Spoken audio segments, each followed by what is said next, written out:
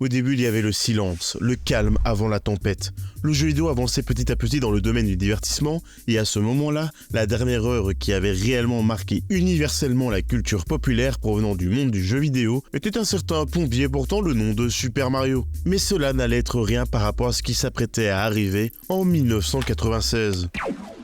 Beaucoup de licences très connues du jeu vidéo ont traversé les années. Elles ont vécu moult évolutions et révolutions au cours de leur existence. Et ce, de console en console. Et il est temps de retracer leur parcours ensemble. Bienvenue dans Retro Gamespective. Aujourd'hui, je vais revenir avec vous sur la licence numéro 1 de la pop culture en termes de revenus et de renommée, Pokémon, qui de par extension est donc l'une des licences les plus reconnues du monde du jeu vidéo. Avant d'entamer l'analyse du gameplay et de l'évolution des jeux à travers les âges, il me semble bon avec une licence telle du jeu vidéo que de revenir sur sa naissance, sa création. Et tout commence avec une personne portant le nom de Satoshi Tajiri. C'est à Mashida, dans la préfecture de Tokyo dans les années 1970, que le petit Satoshi Tajiri, passionné par les insectes en tout genre, passe son temps à les capturer et les collectionner, de par leurs variétés nombreuses, leurs formes ou encore leurs couleurs. Satoshi vit vraiment ça comme une quête, une aventure. Déjà là, vous voyez les prémices se dessiner. Les années défilant évidemment à partir du début des années 80, son lieu de vie, Mashida, va se retrouver métamorphosé, comme absolument toute la préfecture de Tokyo, qui est en plein essor urbanistique. C'est d'ailleurs ce chamboulement qui va bien évidemment donner vie au Tokyo moderne, parsemé de plein de gratte-ciel, mêlé à des zones les plus pittoresques que l'on connaît aujourd'hui. Satoshi Tajiri va nourrir de par ce fait une grande frustration, car bien évidemment son activité favorite devient dure à pratiquer. Et c'est ainsi qu'il va tout naturellement, en grandissant, comme une énorme majorité des adolescents japonais de l'époque, se tourner vers le jeu vidéo. C'est ainsi qu'il en devient un véritable passionné, à un point qu'il va finir par s'improviser comme un journaliste jeu vidéo indépendant, non professionnel, sur un magazine qu'il auto-éditera avec son premier volume en 1983 et qui portera le nom de Game Freaks. Et au fur et à mesure du temps, il va commencer à avoir des associés qui vont le rejoindre dans la rédaction d'articles pour le magazine ou tout simplement ses visuels. D'ailleurs, je ne l'ai pas encore précisé, mais ce magazine, en plus de donner des avis sur des jeux et faire des rubriques sur les easter eggs, va aussi, et surtout ce qui va le plus nous intéresser pour notre sujet, contenir des listings et analyses des glitches et divers bugs mêlés à des manques d'optimisation à travers les jeux. L'exemple même de ce qu'il analysera dans un article et qui, il ne le sait pas encore, va bouleverser sa vie. C'est un bug ou un choix des développeurs dont Dragon Quest 2 qui, pour la faire simple, consistait à un objet qui avait un taux de chance d'être récupéré de 1 chance sur 128. Sauf que l'un des collègues de Satoshi Tajiri va réussir à l'obtenir 2 fois. Je vous laisse imaginer sa frustration. L'objet de toutes ces convoitises était à sa portée, et en même temps pas trop, car il n'y avait évidemment aucun moyen de le transférer d'un joueur à l'autre. C'est donc ce petit déclic qui va donner envie à Satoshi et à un de ses collègues illustrateurs du nom de Ken Sugimori de réaliser un jeu qui rendra cette mécanique possible. Pour atteindre ce projet ambitieux et avant d'avoir l'idée bien définie dans leur tête, il fut d'abord utile de poser leurs premiers pas dans le monde du jeu vidéo. Ce qui sera chose faite avec leur premier jeu du nom de Quinty, un puzzle game qui servira de rampe de lancement pour la petite équipe, qui finira même exporté en Occident, rapportant d'ores et déjà 300 000 € au studio, qui portera donc le même nom que leur magazine, Game Freaks. Cette expérience plutôt timide, mais qui au final s'avère plutôt concluante, vont les mettre sur les rails de ce qu'ils souhaitaient en faire. Un jeu reprenant sa première passion, la capture de petits êtres et la collectionnite, qui est rattaché, le tout en permettant un échange entre les joueurs via l'incroyable invention de la Game Boy, à ses yeux, le câble Link, dans lequel il voit un énorme potentiel inexploité, qui pour la faire simple, consistait à pouvoir faire communiquer 2 consoles entre elles, un peu comme l'infrarouge sur la Nintendo DS, ou encore à l'heure d'aujourd'hui sur la Switch avec les parties locales. Pour ce jeu, ils finiront très vite par comprendre qu'entamer un tel projet avec si peu d'équipes derrière allait être très compliqué. Il leur fallait donc continuer à renflouer les caisses et ce pour pouvoir avancer à leur rythme sur leur véritable projet. C'est ainsi qu'ils sortiront successivement beaucoup de jeux plutôt peu inspirés en reprenant des bases de d'autres jeux plus connus, pour gagner du temps sur l'élaboration de leurs jeux bien à eux. Mais ces jeux, en plus de permettre de rapporter de l'argent au studio et à leur faire gagner du temps, va aussi et surtout leur permettre de lier de fortes relations avec Nintendo, pour qui ils étaient en train d'effectuer des jeux en sous-traitance. Ce qui, en remettant dans le contexte de l'époque, faisait vraiment la différence, étant donné que Nintendo était la plus grosse boîte du petit monde naissant du jeu vidéo. Ce qui vont leur permettre d'avoir des contacts en interne qui auront des droits de regard mais aussi simplement de soutien et de conseils sur leur jeu, avec par exemple ni plus ni moins que monsieur Shigeru Miyamoto. Pas trop besoin de spécifier en quoi c'est bien, je pense.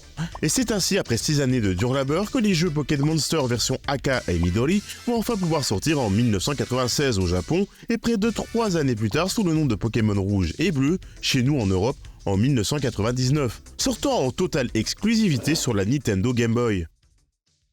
Le concept du jeu est immédiatement clair et limpide. L'un des monstres attaque, avant que l'autre se prépare et contre-attaque en lui sautant dessus, et ça y est, on se retrouve immédiatement sur l'écran d'accueil. Sur cet écran, ce qu'on voit immédiatement, c'est des monstres qui défilent à côté d'un jeune garçon.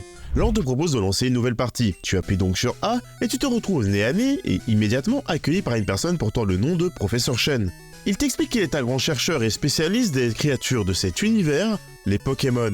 Il en profite par la même occasion pour te présenter leur monde et son fonctionnement, avant de finalement te demander comment tu t'appelles. Tu y introduis donc ton nom, car c'est ton aventure dans laquelle tu t'apprêtes à te lancer. On se retrouve directement dans un petit village au sein de Kanto. Région faisant directement et sans détour référence à la région bien réelle et japonaise de Kanto. Le village très paisible dans lequel votre personnage vit porte le nom de Bourg-Palette et il se voit proposer, comme tous les enfants de son âge, de partir à l'aventure avec un Pokémon qui se voudrait être le compagnon parfait pour démarrer son épopée. D'où leur nom donné par les joueurs de starter.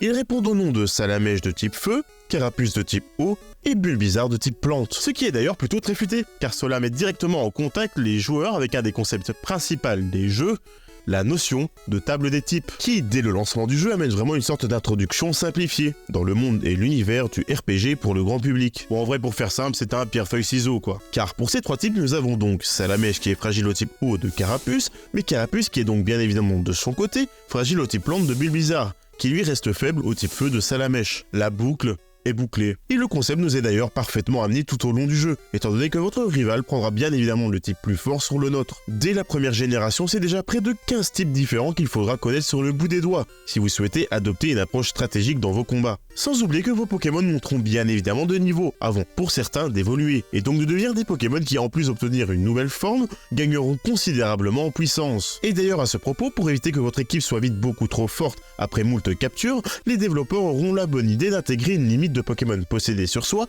à 6, qui en plus d'être certainement là de par les limitations techniques, vient apporter un facteur stratégique en plus dans la préparation des Pokémon à prendre avec soi. Là où les jeux Pokémon vont vraiment se démarquer des RPG classiques comme on en voyait tant à l'époque, c'est grâce à deux idées, deux mécaniques, qui cumulées l'une à l'autre, vont, c'est sûr, engendrer le phénomène Pokémon. C'est l'idée de génie de Satoshi Tajiri, qui l'a poussé à créer ce jeu, la capture de Pokémon via les Pokéballs, qui après permettront de rentrer toutes les infos des Pokémon dans le Pokédex. Ça peut paraître extrêmement bête dit comme ça, mais jusqu'alors, aucun autre jeu n'avait embrassé totalement ce concept. Aucun jeu n'avait axé l'intégralité de son gameplay là-dessus, et encore moins en tentant d'unir les joueurs entre eux pour participer de façon collective via l'échange de Pokémon, grâce au système des doubles versions et du câble Link qui prend tout son sens avec cette mécanique, permettant même aux jeunes dresseurs de s'adonner à des combats entre amis, ou encore de faire évoluer des Pokémon devant obligatoirement être échangés pour évoluer. Via cette technologie déjà dépassée pour l'époque, Pokémon a réussi à lier les jeunes joueurs entre eux, dans la vraie vie, et ce grâce au support du jeu vidéo. Sans oublier qu'en plus de ces concepts de gameplay, il y a bien sûr une aventure qui est aussi simple que de terrasser le groupe de vilains, portant ici le nom de Team Rocket, mais aussi et surtout de devenir le meilleur dresseur, en passant notamment par le système des Wii Badge qui récompensait les jeunes dresseurs à chaque champion d'arène pour avoir réussi à braver des plus grands dresseurs de Kanto, avant de finalement obtenir le droit d'affronter la Ligue Pokémon qui se voulait être les 4 meilleurs dresseurs de la région. Et autant dire que quand on était enfant, c'était comme de devoir monter le mont Everest, hein. Cela semblait impossible, et y arriver était vraiment l'une des sensations les plus gratifiantes de notre enfance. Toutes les bases de la licence que l'on retrouvera dans les nombreux épisodes à venir sont déjà posées. Avec cette première génération, donc le tout début, le nombre de Pokémon s'élève déjà à 150. Mais vous me direz, il en manque un, et vous n'avez pas tort. Et pas des moindres en plus, car c'est grâce à lui, très certainement, que Pokémon va pouvoir devenir un succès. Revenons en 1996, année datant donc d'avant la sortie des jeux dans nos contrées, et donc pile à la sortie officielle au Japon. Et contrairement à ce que l'on pourrait croire, en fait le jeu a été très loin de prendre immédiatement. Et ce car pour remettre dans le contexte, en 1996, la Game Boy est d'ores et déjà sortie depuis près de 7 ans, car elle était sortie en 1989. Les ventes sont donc bien évidemment déjà sur le déclin, et ce car la console est bel et bien en fin de vie. Et puis même en dehors de ça, au moment de sa sortie, le jeu vidéo a progressé énormément. Pour dire, la PS1 est déjà sortie depuis 1994, soit à peine 2 ans avant la sortie des jeux Pokémon. Console passant donc un énorme gap, étant donné qu'elle marquera l'arrivée de la 3 dimensions sur les consoles de jeux vidéo. De même en 1996 pour Nintendo, ce coup-ci avec la sortie de la Nintendo 64. Il n'y a pas besoin de détailler plus. Au moment où le jeu sort, les jeux en pixels sans écran rétro-éclairé ne sont clairement plus ce qui fait rêver les joueurs. Le jeu est d'ores et déjà dépassé. Même pour de la Game Boy d'ailleurs, car des jeux tels que Wario Land, qui est magnifique au vu du support, étaient d'ores et déjà sortis auparavant. Et donc revenons-en à Pokémon Aka et Midori, qui dénombre seulement 100 000 copies pour sa semaine de lancement, et une chute immédiate à 10 000 la semaine qui suivra. C'est un rude retour à la réalité pour les équipes de Game Freak. Quoique, c'était sans compter la force des rumeurs dans les cours de récré. Car oui, cela n'aura pas échappé aux joueurs du jeu, le jeu permet à un moment donné de partir en quête de ce que l'on nommera les Pokémon légendaires, et de les affronter pour ensuite potentiellement les capturer. Et parmi eux se trouve le plus puissant de tous, Mewtwo, insinuant directement dans son nom que c'est la deuxième version d'un Pokémon, Mew. Pourtant, à aucun moment dans le jeu, nulle part, les joueurs purent faire sa rencontre. Où est ce mystérieux Pokémon que personne n'a jamais vu? Les mystères l'entourant vont pousser les jeunes et moins jeunes joueurs à lancer des théories, des discussions, en recherchant un moyen d'enfin pouvoir obtenir ce Pokémon tant désiré. Tout ne semblait être que spéculation. Et pourtant, cette théorie était très forte et persistante. Et finalement, a raison, et ce car un programmeur du nom de Shigeki Morimoto a décidé d'ajouter en secret ce petit Pokémon au sein même du jeu. Cela ne devait être qu'un secret, bien caché, un simple easter egg, tel que ceux qui étaient cités dans les premières créations de Satoshi Tajiri, son magazine. On y revient. L'énorme mystère entourant ce mystérieux Pokémon va permettre à Game Freak de s'en servir pour lancer une nouvelle campagne de communication ultra agressive, en rendant notamment possible, via un concours dans un magazine, de permettre à 20 personnes d'obtenir enfin le fameux Pokémon tant convoité, Mew. La machine marketing qu'est Pokémon est lancée et va permettre à la licence et au jeu de devenir un vrai phénomène national au Japon. Cet engouement va finir par être suivi d'énormément de produits dérivés qui vont se lancer au fur et à mesure des mois avec en point d'orgue les cartes à jouer en fin 1996 et surtout l'animé Pokémon en 1997. Le phénomène prend vraiment une ampleur encore jamais vue. Mais plus important, maintenant vient le temps de l'arrivée en Occident et donc chez nous, en Europe. Et bien évidemment, même si le jeu sort près de 3 années plus tard, cela ne va pas empêcher le phénomène d'exploser à l'international. Car bien évidemment, tout ce qui avait pris du temps à arriver au Japon arrive en simultané chez nous. Le jeu, l'animé et les cartes en même temps. Donc évidemment, Pokémon va tout écraser sur son passage, lui permettant même de relancer la vente des consoles Game Boy, qui à ce moment-là était pourtant sur le déclin. Mais revenons-en au jeu, car bien que Pokémon écrase tout sur son passage, le cœur reste tout de même le jeu vidéo. Et même si une pelletée de jeux dérivés bons et moins bons sortent en parallèle sur Game Boy et Nintendo 64, la vraie suite se fait attendre. Ou plus exactement, elle s'est largement fait attendre au Japon, car il aura fallu près de 3 ans de développement à l'équipe de Pokémon pour sortir la fameuse suite Pokémon Or et Argent. Ce qui a par ailleurs eu comme effet que quand nous on découvrait la licence, les jeux, leur univers, eux recevaient d'ores et déjà sa suite. Mais tout d'abord, avant de continuer, un peu de contexte. Le succès grandissant de la licence a fait que bien évidemment une entité dédiée à celle-ci voit le jour, sous le nom de la Pokémon Company. On y retrouve en leur sein Nintendo en tant qu'éditeur, c'est-à-dire qu'ils se chargent de la conception matérielle des jeux, de leurs boîtes, de leurs notices, de leurs cartouches, mais aussi et surtout de l'envoi à travers le monde et du marketing. Ensuite, on a évidemment Game Freak, qui est la société qui se charge du développement des jeux, ceux qui donnent un peu le ton, l'univers, la directive globale autour de la marque via ce qui est fait dans leur jeu. Et pour finir, on a Creature, qui se charge du merchandising, comme les jouets, les peluches, les cartes à jouer. Mais il se charge aussi de la création de certains jeux annexes autour de la licence. Les droits sur la licence sont donc maintenant répartis sous 3 entités mais réunis en une seule. Et donc maintenant toutes les futures décisions et directions qui seront données à la licence et donc au jeu partiront d'eux pour tout l'avenir de Pokémon. La pression derrière Satoshi Tajiri et ses équipes est donc très grande, tellement grande qu'il se dira que ce sera les derniers épisodes sur lesquels il bossera. Ce sera les ultimes épisodes de la licence qu'ils voudront comme le meilleur possible. Mais revenons très rapidement sur sa phase de développement, qui fut tout sauf reposante, car devoir faire une suite à l'un des plus grands phénomènes de l'histoire du jeu vidéo, ce n'est clairement pas facile du tout. Le but pour Game Freak avec ce jeu sera tout simplement de garder la force de leur premier succès, mais en réussissant à l'amener bien plus loin, d'étoffer le gameplay, les possibilités, de changer de lieu où se passent les événements, et d'offrir une plus grande zone de jeu, avec aussi et surtout énormément de nouveaux Pokémon. Sauf que leur ambition pour une console aussi peu puissante que la Game Boy classique était complètement invraisemblable, surtout en termes d'espace présent sur les cartouches. Alors même que Nintendo venait de sortir une console plus puissante avec la Game Boy Color, sortie en 1998. Et ce car le but est que le jeu puisse tourner sur les 2 consoles portables de Nintendo à ce moment-là, la Game Boy classique de première génération et la Color avec bien évidemment un apport de couleur sur cette dernière. Les limitations amenées de par la version Game Boy classique va les pousser à de maintes reprises à abandonner bon nombre d'idées, tout au long de la production du jeu. Le tout cumulait alors trop nombreux jeux en cours de développement, entre les portages internationaux des premières versions, la version complémentaire Pokémon Jaune, mais aussi d'autres jeux annexes sur lesquels ils se sont engagés. Ce n'est clairement pas vivable pour un studio tel que Game Freak, qui même pour l'époque n'était presque qu'un studio indépendant, tant la main d'œuvre derrière était ridicule. Mais là arrive un grand homme qui va les aider énormément dans le développement, mais surtout le codage de leur jeu, Satoru Iwata, que vous connaissez très certainement pour avoir été l'un des dirigeants les plus emblématiques de Nintendo, leur permettant grâce à son aide de réussir à finaliser le jeu, de faire rentrer un maximum de leurs idées. C'est ainsi que Pokémon Or et Argent sortit enfin sur Game Boy et Game Boy Color en 1999 au Japon, en 2000 aux États-Unis et en 2001 en Europe. La première chose qui marque dès le début sur Pokémon Or et Argent si vous y jouez sur Game Boy Color, c'est sa couleur. Cela apporte énormément plus de vie à l'ensemble, tout se détache évidemment beaucoup mieux. Ça donne un réel charme à cet univers qui se veut justement de par son principe ou en couleur, sans parler évidemment de la plus-value que cela apporte à la reconnaissance des Pokémon.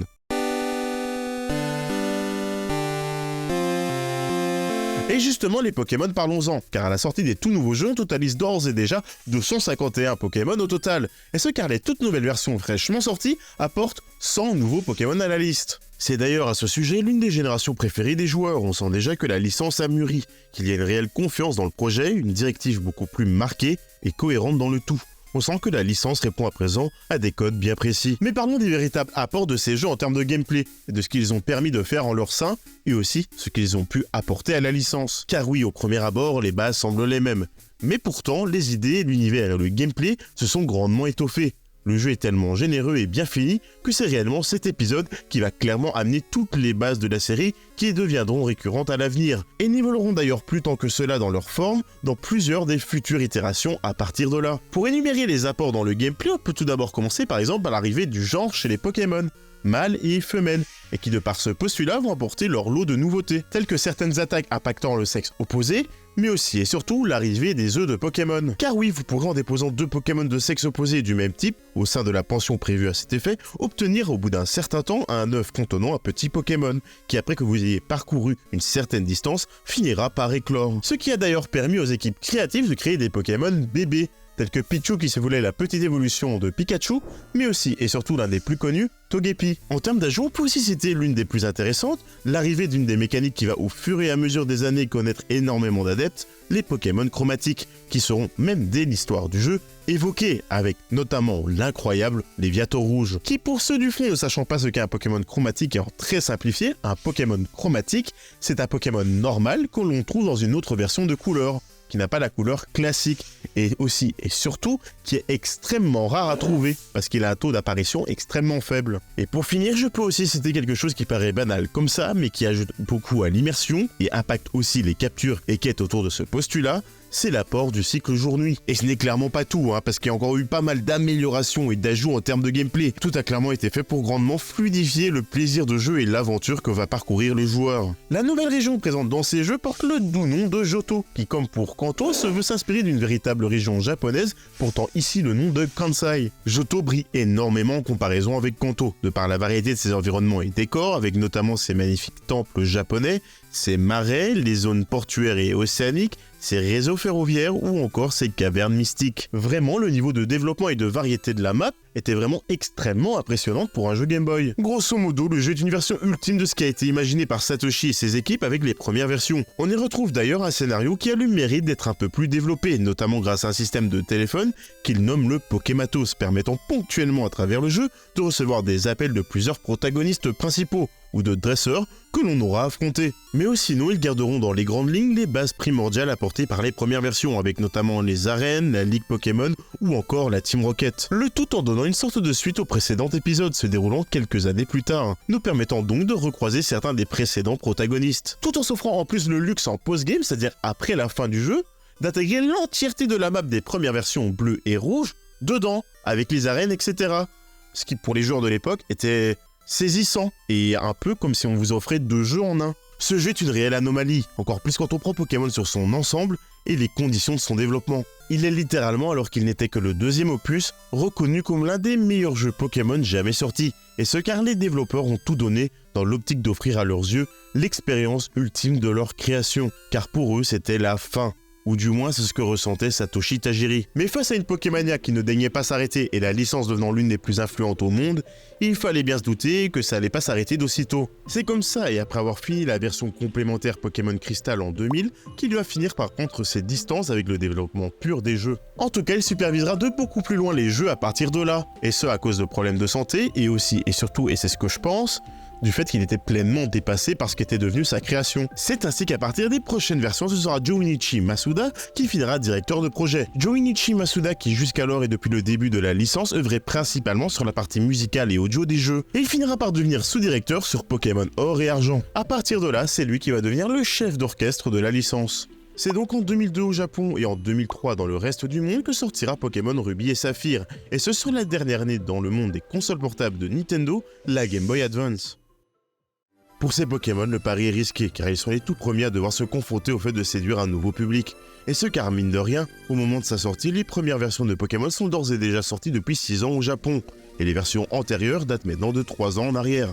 La première vague suscitée par la Pokémania étant passée et certains joueurs ayant grandi depuis lors, le but est donc de transformer l'essai en pérennité, en allant titiller une nouvelle génération.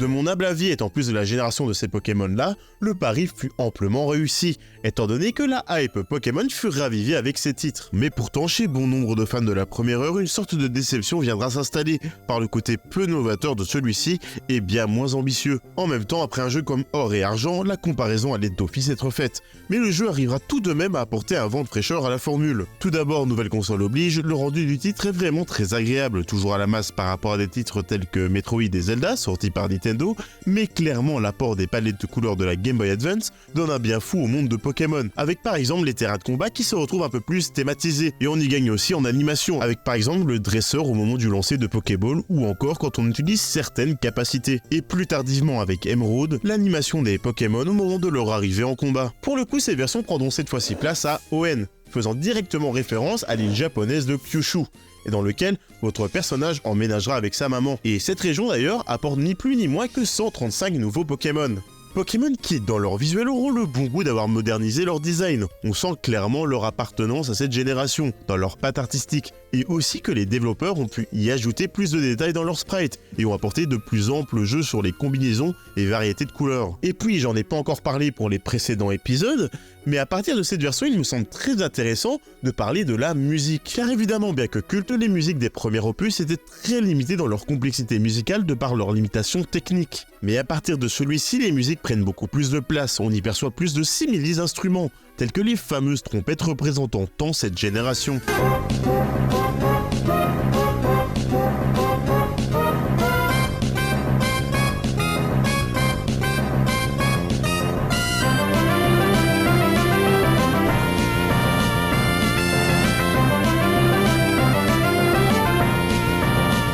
On ressent beaucoup plus les couches sonores dans les compositions, ce qui apporte un réel plus dans le jeu.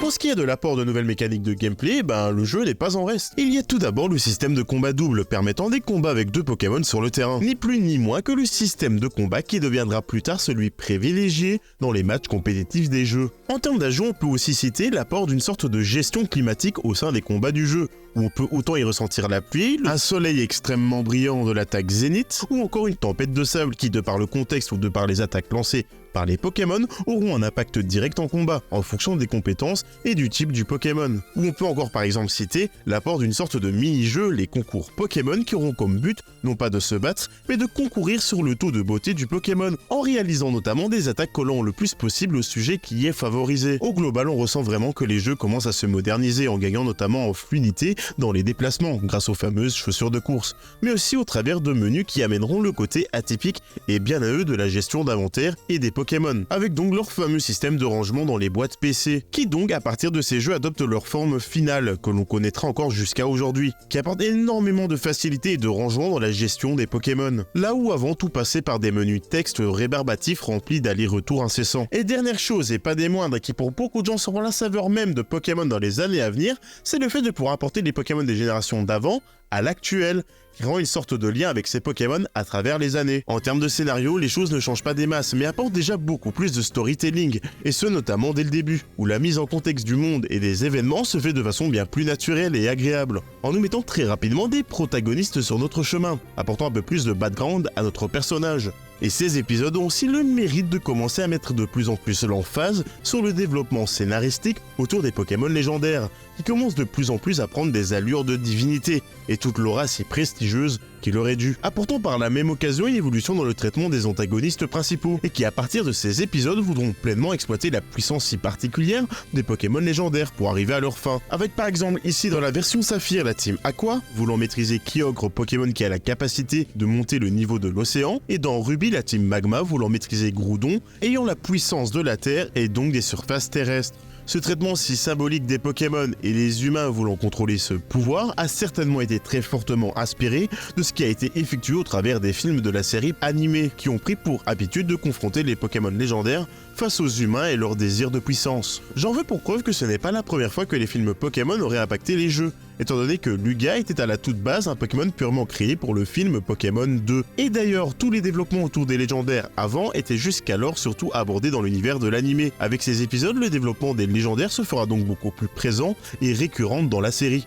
Avant de finir avec ces jeux, il me semble très important de spécifier une chose. Pour la toute première fois dans l'histoire de Pokémon, on pourra incarner un personnage féminin, que l'on connaîtra mieux sous le nom de Flora. Ce qui, au vu de l'importance de la licence à ce moment-là et leur cœur de cible énorme qu'ils ont vis-à-vis des enfants quel que soit leur âge, a son importance, certainement aussi justifiée et appuyée de par les avancées techniques du support, permettant de mieux différencier les sprites des personnages en jeu. La version complémentaire de ces Pokémon portant le nom de Pokémon Emerald sortira quant à elle en 2004. Mais surtout le plus surprenant est toujours cette année-là, en 2004, sortiront les tout premiers remakes de la franchise. Pokémon Rouge-Feu et Vert-Feuille qui introduiront le cycle d'un remake venant meubler entre deux épisodes principaux. Remakes qui prendront toujours parti de reprendre le moteur graphique de la dernière génération sortie, en y ajoutant des améliorations de gameplay apportées depuis lors, des remasterisations des musiques, mais aussi la possibilité d'y importer des Pokémon de génération plus récente. Les jeux seront très bien accueillis et donneront donc le feu vert à Game Freak pour continuer cette approche. Maintenant, avec ces titres sortis sur Game Boy Advance, ça y est, la confiance de Nintendo et Game Freak dans la pérennité de la licence dans le temps est bien acquise, ce qui va donc les mettre en route vers une autre version à destination de la nouvelle console de Nintendo et qui s'apprête dans les années à venir à tout dévaster, la Nintendo DS, qui sortira en 2004 au Japon et 2005 dans le reste du monde. Sauf qu'il me semble bon de remettre un peu de contexte de comment Pokémon se situe à ce moment-là. Car bien évidemment sur le côté, le succès perpétuel de Pokémon va continuer à engendrer énormément de bons et moins bons spin-offs. Et justement, deux jeux spin-offs vont marquer les esprits des joueurs qui y joueront. Pokémon Colosseum et XD sortant tous deux sur GameCube, le premier en 2003 et l'autre en 2005. Et certes, il y a eu des jeux spin-off comme Pokémon Stadium en 3D permettant d'effectuer des combats, mais ici, pour la première fois, on a une proposition de jeu d'aventure Pokémon entièrement en 3D. Alors certes, les possibilités sont moindres car ce ne sont pas des jeux principaux, et se concentrent avant tout autour des Pokémon obscurs qui sont les seuls capturables en les prenant directement au dresseur. Mais cette vision plus moderne de la franchise va donc amener pas mal d'espoir chez les fans, dans ce que pourrait devenir la licence maintenant qu'une console portative de Nintendo, où donc tous les jeux principaux de Pokémon sortent, apporte le fait de pouvoir réaliser les jeux en 3D. Sans oublier évidemment que la Nintendo DS c'est aussi le tactile et le double écran. Et c'est d'ailleurs là-dessus, dans un premier temps, que Game Freak va vouloir figer son attention. Problème, c'est que Nintendo en tant que distributeur et donc aussi la Pokémon Company, souhaite vraiment que le jeu soit là pour accompagner le lancement de la console, ce qui leur laisse à peine 1 an et demi pour finaliser leur jeu. Alors même que la DS était complètement différente en termes de système et d'architecture. Les petites équipes de Game Freak, alors habituées depuis le début de la licence aux consoles Game Boy peu puissantes et en 2D, doivent tout réapprendre. Vous l'aurez évidemment compris, les jeux vont prendre un retard titanesque, pour que finalement les jeux Pokémon Diamant et Perle ne puissent finalement sortir qu'en 2006 sur le sol japonais et en 2007 dans tous les autres pays, soit plus de 2 ans après la sortie de la Nintendo DS. Les joueurs allument enfin ce jeu, tant attendu, découvre l'incroyable ambiance de l'introduction et de sa musique, et puis malheureusement très rapidement le constat fut tiède et médusé pour les journalistes et les joueurs, notamment et à cause de leur attente titanesque. Car première déception, le jeu reste dans toute sa structure en 2D, parsemé d'éléments 3D notamment dans les décors et les bâtiments, car bien évidemment, entre l'apprentissage du matériel, la conception des mécaniques du jeu et du monde, il n'allait pas devoir en plus de cela se mettre à apprendre de la 3D complète sur ce jeu. C'était tout bonnement impossible pour eux. Et on commence clairement à sentir les débuts des problèmes pour Game Freak à rester dans l'air du temps, tout en devant se former sur les domaines où ils sont en retard, sauf qu'il leur faudrait du temps, ce qu'ils n'ont pas.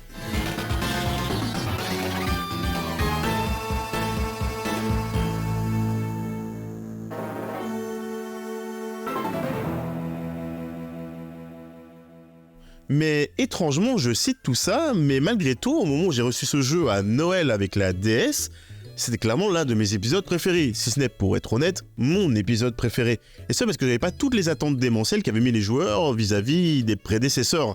Et je trouvais le jeu extrêmement cool, grisant et agréable à parcourir. Car tout simplement la licence Pokémon vis-à-vis de ce qu'elle voulait proposer à son public cible a toujours été extrêmement solide. Pour réellement en venir au jeu, ces versions prennent place à Sinnoh et est inspirée de l'île japonaise d'Hokkaido et apporte un total de 107 nouveaux Pokémon. On y retrouve bien évidemment tout ce qui a fait le succès de la série jusqu'à présent, avec quelques petits ajouts. Tout d'abord la Pokémontre que l'on retrouve sur l'écran tactile, nouveauté sympa permettant de garder un œil sur l'heure qu'il est, et le nombre de pas effectués, le moyen de prendre des notes, de faire des calculs, ou simplement de garder un œil sur son équipe. C'est sobre et simple comme utilisation, mais au moins ça utilise le deuxième écran. Mais on va pas se le cacher, c'est extrêmement gadget, et ils l'ont fait parce qu'ils devaient le faire, et je pense qu'ils avaient ni les compétences, ni le moyen, et surtout le temps, de le faire à ce moment-là. Pour ce qui est des arènes par rapport aux précédents jeux, arènes qui pour rappel ont toujours pour certaines mis des mini-énigmes et parcours différents avant le champion. Je trouve que les visuels et énigmes dans ces versions deviennent vraiment très plaisantes et intéressantes, et gagnent vraiment en intérêt. On y retrouve aussi un mini-jeu prenant lieu au sous-sol de la région, et donc dans les souterrains, permettant donc de partir en recherche de fossiles de Pokémon, de pierres précieuses ou de pierres évolutives, et d'avoir une base permettant de prendre part à des expéditions en local ou en online avec ses amis. Et d'ailleurs à ce sujet, pour moi le vrai gros ajout de ces versions, c'est bien évidemment le fait qu'on arrive dans l'ère du online, rendant donc pour la première fois possible de prendre part à des combats en ligne ou des échanges avec des gens du monde entier. Cela a réellement ouvert drastiquement les limites du jeu qu'il y avait avant, et a permis d'énormément démocratiser l'aspect stratégique au sein des jeux Pokémon. Enfin fini l'ère du câble Link. Puis graphiquement, le mix entre 2D et 3D n'était pas un mauvais choix, et est plutôt très bien géré, et les sprites des Pokémon gagnent un peu plus en détail. Malheureusement, en dehors de tout ça, il est vrai que le jeu prend très peu de risques, et en plus sur certains domaines est même des fois moins bien géré que ses prédécesseurs. À la volée, on peut citer le manque de cachet global du titre, chaque zone ne ressort pas forcément par rapport à une autre en termes de visuel, même si pourtant le jeu nous fait parcourir bon nombre de domaines. Les designs des Pokémon en dehors des légendaires commencent doucement mais sûrement à devenir de moins en moins inspirés. Des redites commencent à se faire sentir. Certains ajouts en termes de détails comme la neige et la boue ralentissent considérablement le jeu, donnant une réelle lourdeur, tant dans les zones à explorer que dans les combats, qui sont bien plus lents que dans les précédentes générations. Les jeux sont vraiment très lourds à jouer aujourd'hui, j'avais pas ressenti ça à l'époque, mais il est vrai qu'en revenant là maintenant, en 2024 sur ces jeux, force est de constater que c'est extrêmement lent par rapport aux anciens épisodes. Grosso modo, le jeu ne réinventait pas la roue et donnait une impression de stagnation en plus d'être moins abouti que ses prédécesseurs. Mais je tiens tout de même à saluer les OST et musiques des jeux, qui, je trouve, depuis la GBA, ont encore progressé. Et surtout, je trouve, à mon humble avis, que l'on y retrouve des meilleures musiques de la licence, avec des tonalités parfois très Jay-Z et plutôt opposées.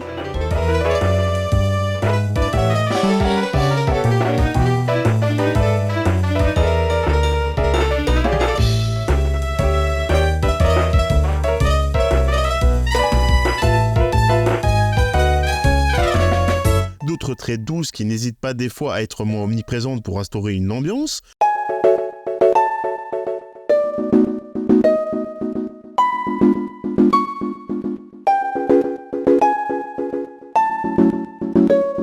Mais aussi avec des musiques bien plus énergiques, allant même bien plus du côté électro, notamment avec la Team Galaxy et leur style très futuriste.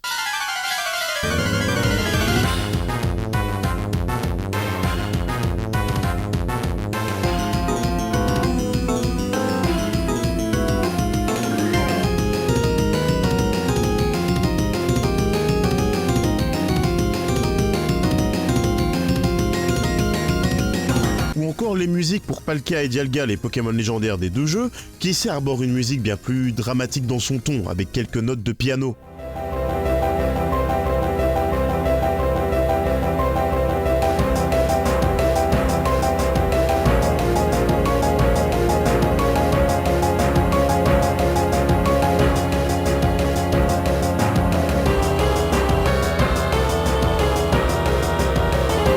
Sans oublier évidemment les incroyables musiques des champions d'arène et surtout de ligues telles que Cynthia.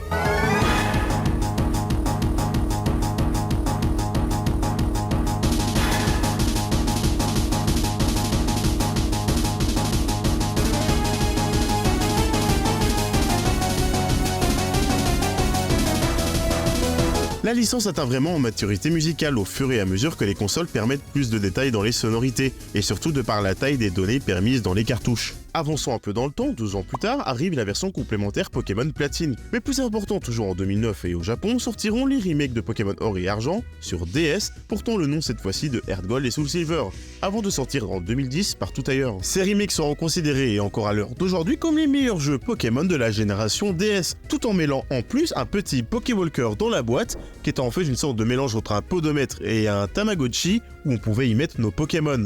C'était vraiment un très bon ajout. Tout dans ces jeux y est maîtrisé. On y retrouve toutes les qualités des versions originales, cumulées aux avancées diverses de la licence, autant en termes de gameplay qu'en graphisme, avec en son sein de tout nouveaux ajouts. On sent clairement qu'à ce moment-là, enfin Game Freak a clairement bien pris en main la DS, apportant avec ses titres des plus beaux jeux de la console, devenant à juste titre la meilleure façon imaginable de découvrir les versions vieillissantes de Pokémon Or et Argent. Maintenant arrive le moment de l'après d'un jeu pareil, qui représente après tout l'aboutissement de l'ère DS sur lequel Game Freak a à présent pleinement montré ses compétences, notamment compte tenu de ce qu'ils ont dû faire pour passer leur univers en 3D, en amorçant une transition en douceur, pour ne pas trop brusquer les équipes. À ce moment-là, après près de 14 années d'existence dans les pattes, il est plus que temps que la licence globale de Pokémon arrive à amorcer un changement, une évolution, pour autant conquérir les fans invétérés qui suivent la licence depuis les débuts et scrutent le moindre changement, et les nouveaux arrivés qui eux doivent se faire convaincre par un jeu sortant à une époque moderne, ne pouvant donc pas se faire avoir par le mood nostalgique. Surtout quand on sait comme la licence Pokémon tout entière à travers toutes ses formes et médias dépend entièrement à la toute base de ce que les jeux vont amener pour conquérir perpétuellement un nouveau public et grossir les parts de marché, toujours plus haut, toujours plus grand. C'est donc comme ça que Pokémon version noire et blanche sortiront seulement une année après les deux incroyables remakes, en 2010 au Japon et en 2011 en Europe et aux États-Unis, et donc évidemment toujours sur Nintendo DS. Cette fois-ci, en démarrant le jeu, on se rend immédiatement compte que c'est différent. On est directement happé par une cinématique en style dessiné, se focalisant sur le contexte historique du titre dans l'univers de Pokémon. Là où avant, on était directement happé par les Pokémon ou les dresseurs. Ça change indéniablement.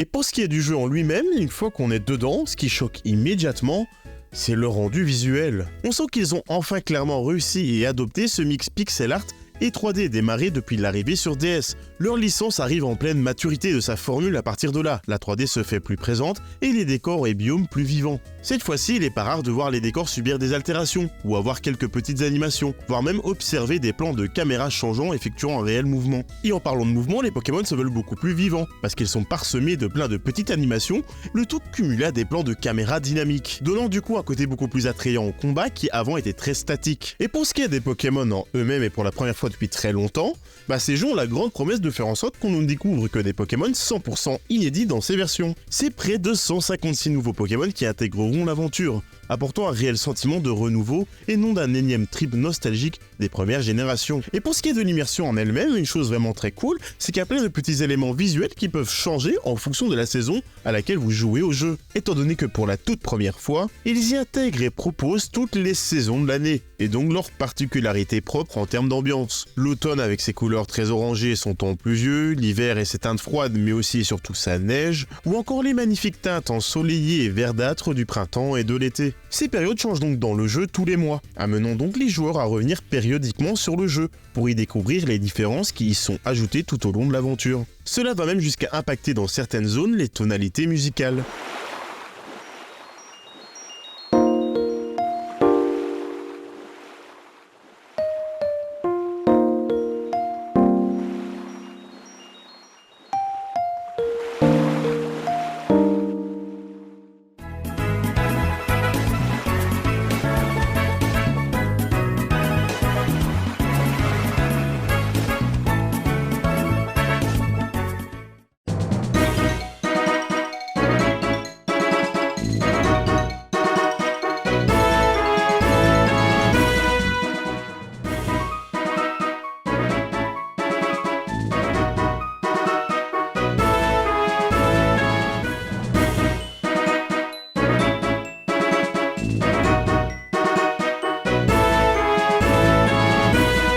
oublier le style et la construction de la map, qui change drastiquement de d'habitude, étant donné que pour la première fois dans la licence Pokémon, ils prennent le parti pris de s'inspirer d'une région hors Japon. La région et donc la map des jeux viendront cette fois-ci prendre directement référence sur la ville de Manhattan aux États-Unis, et qui prendra ici le nom de Unis, apportant de ce fait des villes bien plus fournies et parsemées de grands bâtiments, et qui se veulent bien plus modernes et actuelles, avec de grandes avenues remplies de passages de personnes revenant par exemple du boulot. D'autres villes sont remplies d'histoires de divers patrimoines et d'origines. On y retrouve aussi des stades, des music halls tels que ceux de Broadway, des grandes roues ou encore des ponts gargantuesques. On sent et ressent que ces jeux ont vraiment été travaillés pour apporter un monde un peu plus crédible et vivant qu'à l'accoutumée dans la licence. L'apport de la 3D leur a permis d'aller beaucoup plus loin, de faire beaucoup plus de choses et d'imaginer beaucoup plus de situations diverses. Tout ce que je viens d'énoncer vend évidemment du rêve, mais il faut toujours garder en tête que malheureusement leur temps de développement est toujours très court. Ils ont donc dû bien évidemment faire des coupes à certains endroits. Beaucoup de la variété tant encensée dans les remakes Airgold et Soul Silver ne se retrouve pas tant que ça dans ces versions, qui se veulent un peu plus vite de contenu, notamment pour ce qui est du post-game et donc ce qui se trouve après avoir fini l'histoire. On y retrouve très peu de choses à faire, ce qui est plutôt dommage, au vu des possibilités qui étaient données par les remakes de Or et Argent ou encore par Pokémon Platine. Mais par contre, et cela fait franchement plaisir comme on a pu le voir dans l'introduction, ils vont décider d'enfin un peu plus se focus sur le développement du scénario. L'histoire se veut pour une fois plus développée et approfondie dans ses dialogues, et est étonnamment remplie de philosophie et bien plus questionnant sur le fonctionnement du monde de Pokémon, ce qui apporte à ces jeux et à leur univers beaucoup plus de crédibilité, avec plus de nuances dans leurs propos. Tout n'est pas tout blanc ou tout noir. Les titres font sens. Et puis même pour ce qui est du déroulé global et du développement des personnages et surtout de la mise en scène, le jeu n'hésite vraiment pas à venir bouleverser certaines habitudes de la série, rendant vraiment l'expérience bien plus prenante. Malgré ces très nombreuses qualités qui plairont à énormément de monde, le constat est pour certains que le surplus de scénario vient grandement gêner la découverte de ce monde. Et aussi et surtout, et c'est l'avis qui va devenir prédominant, les Pokémon ont du mal à passer visuellement. Beaucoup trouvent leur design peu esthétique, peu inspiré et moins réussi que les générations précédentes. Alors que moi je trouve que toute la réussite de ces Pokémon, c'est vraiment d'avoir réussi à avoir une DA, un style qui colle complètement aux propos et à l'ambiance de la région. Pour ce qui est du gameplay, pas grand chose de nouveau à l'horizon, comme depuis un moment dans la licence, mais de petits ajouts ont tout de même leur charme. Tout d'abord les combats trio, mais aussi et surtout les rotatifs, que l'on retrouvera dans quelques futurs épisodes de la licence, qui consiste comme son nom l'indique à avoir pour la première fois 3 Pokémon sur le terrain, dans chaque équipe, où les dresseurs vont pouvoir choisir dans quel sens ils vont faire bouger une plaque tournoyante, permettant de ponctuellement changer le Pokémon en avant qui attaquera ou qui réceptionnera le coup, et qui peut être modifié à chaque tour. Ces jeux connaîtront bien évidemment comme d'habitude une version complémentaire, faisant pour la première fois office de suite à l'histoire des premiers jeux. Malheureusement on ne le sait pas encore, mais ce sera à partir de là leur dernier jeu maîtrisé et abouti avec ce qu'il devait délivrer. Et cela signe littéralement la fin d'une ère créative, majoritairement réussie dans l'univers des Pokémon. Au travers de cette vidéo, je serai revenu avec vous sur comment la licence Pokémon a pu devenir un phénomène, sur comment elle a réussi à grandir au fur et à mesure des années, à grossir de plus en plus et surtout à rendre la licence pérenne pour tenir sur le long terme, mais aussi à devoir évoluer au fur et à mesure des consoles, devant s'adapter petit à petit au nouveau hardware portatif de Nintendo. Mais après les années de succès perpétuel, il sera temps pour moi de revenir avec vous dans la deuxième partie sur comment Pokémon va devoir amorcer son passage périlleux à la 3D totale dans ses modèles de Pokémon, d'humains et de décors, pour enfin pouvoir se détacher de l'aspect 2D en vue du dessus que l'on connaît depuis le tout début de la licence, qui semble malheureusement pour Game Freak plus possible de repousser tant ils ont accusé un retard énorme sur le reste de l'industrie. Mais ça vous ne le saurez qu'en regardant le prochain épisode de Retro Gamespective.